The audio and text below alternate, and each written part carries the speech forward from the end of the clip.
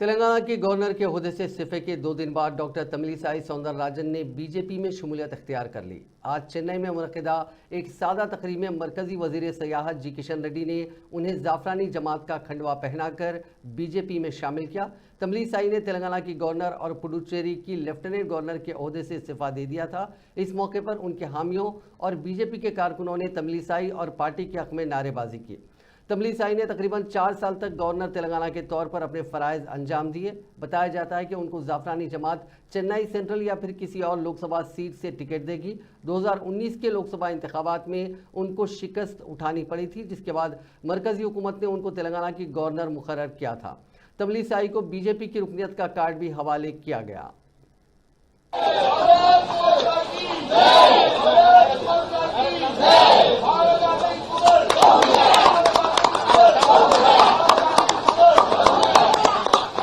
மாநில தலைவர் மரியாதைக்குரிய மாநில தலைவர் அவர்கள் இப்பொழுது உறுப்பினர் அட்டையை வழங்குவார்கள். அக்கா, எந்த உறுப்பினர் எல்லாம் விட்டுட்டு போனீங்களோ அதே உறுப்பினர் எல்லாம் மறுபடியும்